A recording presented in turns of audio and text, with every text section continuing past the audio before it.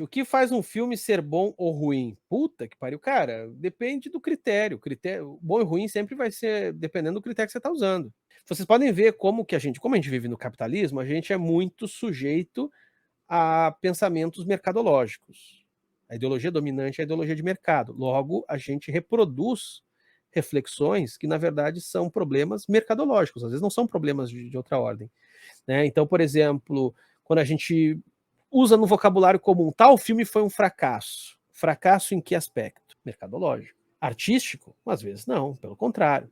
Tem excelentes filmes que, em termos artísticos, o cara é muito bem sucedido, sabe? Assim, tipo, houve ali um trabalho que atingiu níveis excelentes. Aliás, muitos filmes que a gente hoje aprecia, a gente não se dá conta que lá atrás eles foram mal. Por exemplo, eu acho que um exemplo famoso é Blade Runner. Blade Runner foi um filme que não saiu bem. Hoje todo mundo lembra, tem gente que às vezes até quando vai fazer essas listas de melhores filmes de ficção científica de todos os tempos, coloca o Blade Runner em primeiro lugar. Olha, eu não gosto de fazer lista, mas assim, eu vou ser franco que realmente, se a gente fosse fazer um top 10 melhores filmes de ficção científica de todos os tempos, eu colocaria Blade Runner sim. Bem, foi um filme que, quando saiu, sabe, assim meio que, ok. O fenômeno de Blade Runner, me corrija aí os muito fãs do filme que sabem às vezes mais detalhes dessa história, mas se não me falha a memória, Blade Runner é um filme de 82, e o fenômeno Blade Runner, quando ele começa a ficar, virar esse filme que hoje todo mundo lembra, é quando sai o corte do diretor 10 anos depois, se eu não me engano, em 1992. Aí o Blade Runner passa a ter outra moral. Lembrando que o corte do diretor, o Ridley Scott, ele tira a voz em off, que realmente só sobra.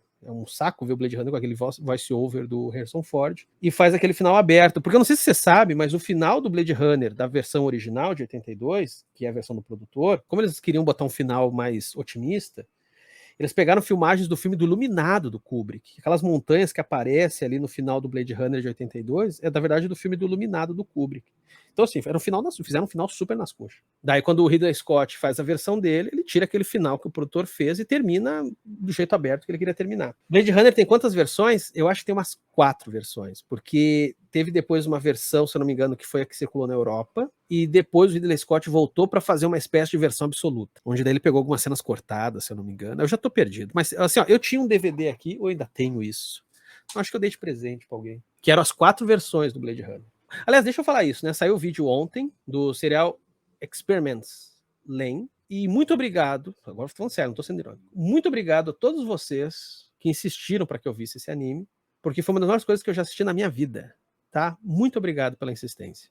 Mexeu comigo pra caralho, tá? Porque eu tô numa fase da minha vida que meu negócio virou internet, né? De certa maneira, momento confissões. Arquivo confidencial, bicho! Você está no arquivo confidencial. Eu sempre fui um cara muito assim, que sempre se entregou muito ao trabalho, saca? Mas isso não falo como elogio, não. Ah, trabalho enquanto... Não. De uma maneira doentia, destrutiva.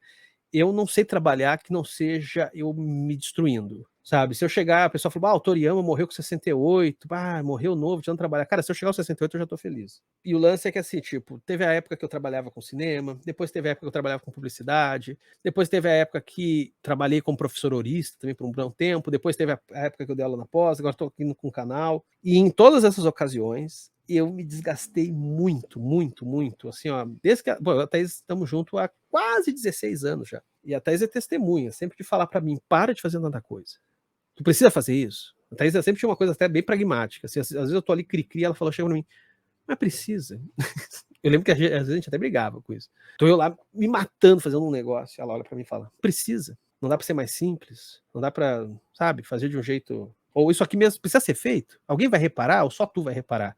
Tu tá aí sofrendo, quem sabe não faz. Então, assim, hoje a internet me suga muito, sabe?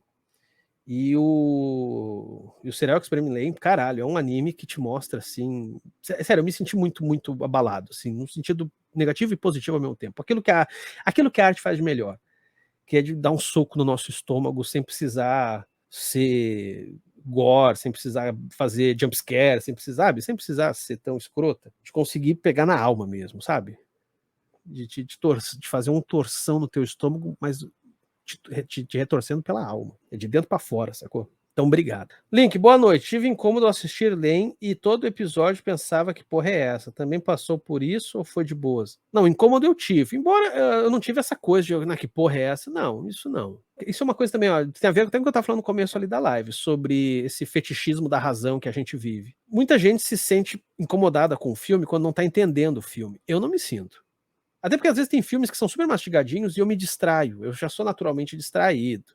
TDAH, sei lá.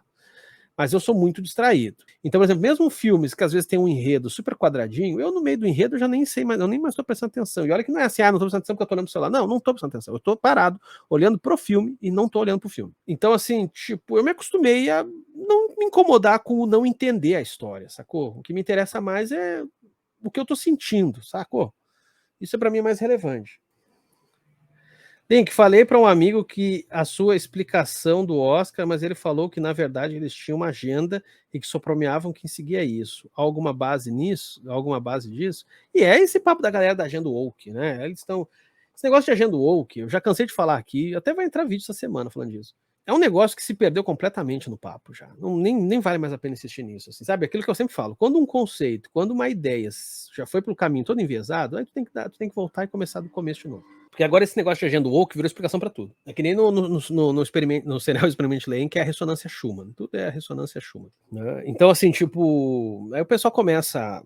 que nem os bolsonaristas falando que quando o mito vai falar, chove por causa da HAARP lá, que controla o clima nos Estados Unidos. Sabe, é sempre...